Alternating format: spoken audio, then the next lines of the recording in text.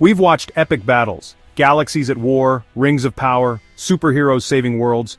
We cheer as heroes rise and villains fall, as armies clash in the name of justice, freedom, or revenge. These stories fill our screens and our imaginations, painting pictures of courage and sacrifice on a cosmic scale. But all these are mere shadows of a far greater, more ancient conflict, a battle so profound, its echoes ripple through every story ever told. Before time began, a war erupted, not for a planet, but for the very throne of creation itself. This was not a struggle for territory or power as we know it, but for the right to rule the universe, to define what is good and what is evil. The combatants? Not men or monsters, but angels of unimaginable power, radiant beings who stood in the very presence of God. Their loyalty, their love, and their freedom were all put to the ultimate test. The stakes, worship, loyalty, and the nature of love itself. Would love be freely given or demanded by force? Would loyalty endure in the face of doubt and pride? This was the first war, the original rebellion, the cosmic drama that set the stage for every struggle between light and darkness that would ever follow. Every conflict, every choice between good and evil, traces its roots back to this moment. It's a story of a trusted friend turned bitter enemy, a kingdom divided by pride. The bonds of brotherhood shattered, and the harmony of heaven was broken. The war in heaven is the ultimate fall from grace, the most beautiful creation turning against his creator, choosing ambition over love, and dragging countless others into darkness. Its shockwaves still shape our world today, influencing the very fabric of our reality, the choices we make, and the struggles we face. Yet this epic remains largely hidden, whispered in ancient scripture, waiting to be told in full. Its secrets lie in the shadows of history, in the pages of sacred texts, and in the questions we all ask about good and evil. It's not just a story from a holy book, it's the backstory to our existence, the unseen war that explains why our world is the way it is, and why the battle between light and darkness rages on within every heart.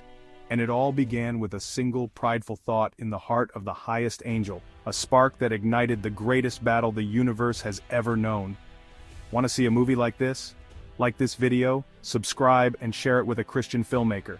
Tell me, should Christopher Nolan direct it? Hit that bell, because next time we're diving deeper into this war. Before time there was God, and in his presence a realm of pure light heaven. Angels, beings of energy and devotion filled this kingdom, created to serve and worship their creator. Among them, one shone brightest, Lucifer, the morning star.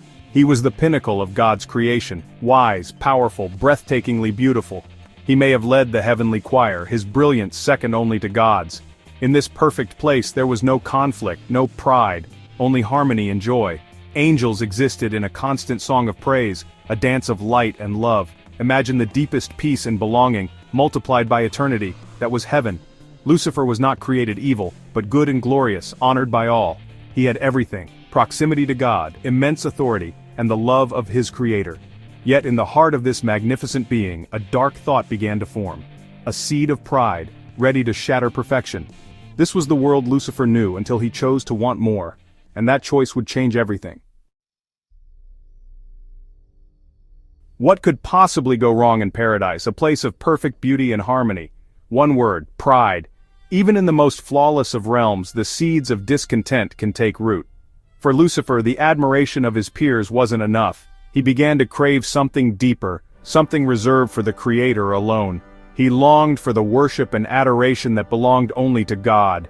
He gazed at his own radiant beauty and unmatched power, and a dangerous thought crept in. Why not me? Why shouldn't I be the one on the throne? The prophet Isaiah reveals the depth of his ambition. Lucifer declared, "I will ascend, I will make myself like the Most High." It was more than a fleeting wish. It was a bold, calculated resolve. The focus of heaven's worship shifted in his heart from "He is worthy" to "I will be great." The center of adoration moved from the Creator to the created. This was not a battle of swords or might, but of will, a war of worship, a struggle for the very allegiance of the heart. The first sin entered the universe, not with violence or chaos, but with a single, devastating choice, a decision that would echo through eternity. Lucifer chose himself over God, seeing the throne not as a symbol of love and unity, but as a prize to be seized for his own glory. He forgot that every gift, every talent, every ounce of beauty he possessed, was a gift from his Creator. Instead, he convinced himself he deserved more power, more honor, more worship. This internal rebellion was the tremor before the storm, the silent quake that would soon shake the very foundations of heaven. The peace of paradise was about to be tested. The most brilliant angel, once the embodiment of perfect love and joy, turned his back on all he had known. He declared, "I want to be in charge, I want to rule." He no longer wished to serve, he wanted to rule, to command, to be the center of everything.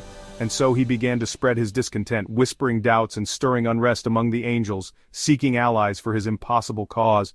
The seeds of rebellion were sown, tiny cracks forming in the once unbreakable unity of heaven. Heaven's harmony was about to be shattered, and the universe would never be the same again. Lucifer's pride was contagious. He sowed seeds of doubt and ambition among the angels, whispering that they deserved more than servitude, that they could rise higher, even rival the Creator himself.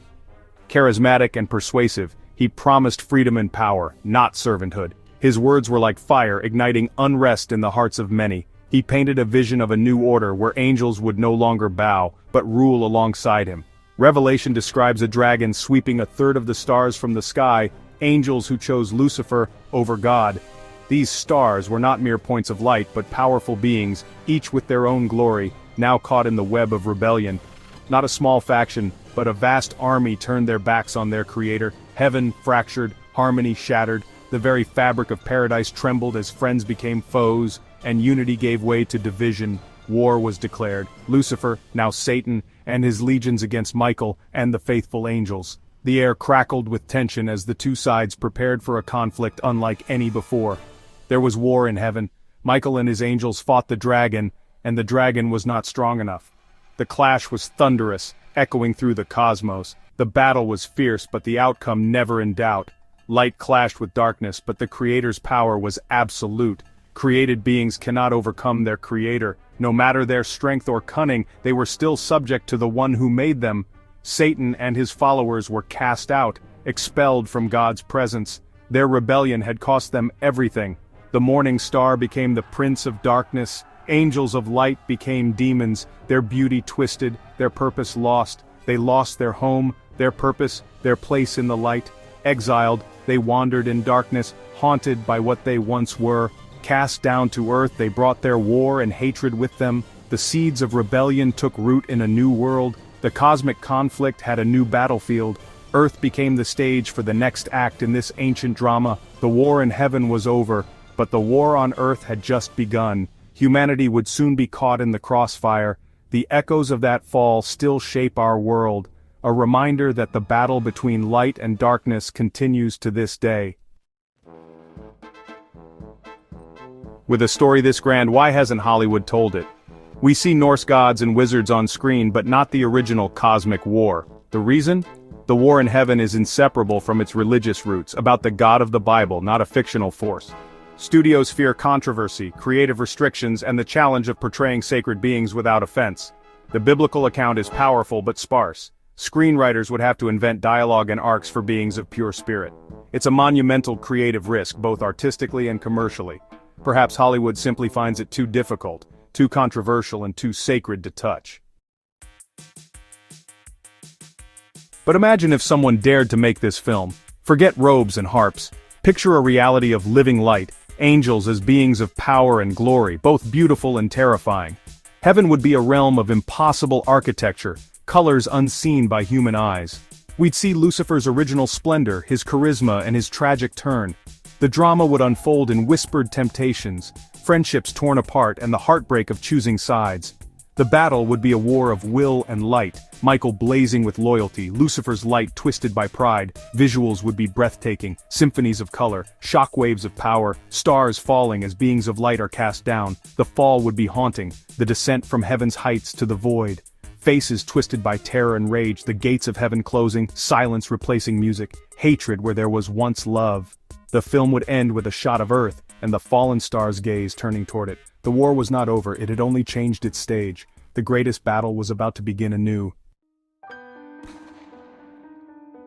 The ancient war didn't end in heaven.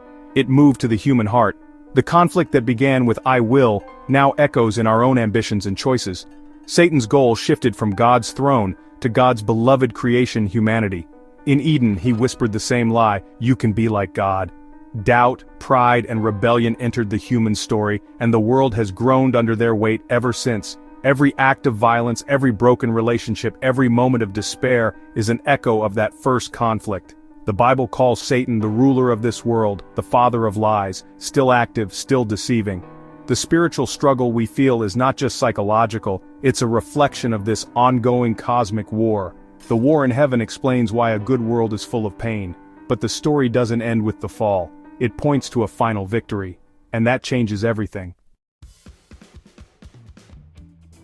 For millennia, humanity struggled under the shadow of the fall. The enemy seemed to win, deceiving, accusing, spreading darkness. But God's plan was not power for power but sacrificial love. God entered the battlefield not as a conqueror but as a child, Jesus Christ. He healed, cast out demons, proclaimed God's kingdom, light in the darkness. The climax looked like defeat, betrayal, torture, crucifixion. The enemy rejoiced, thinking he had killed the Son of God.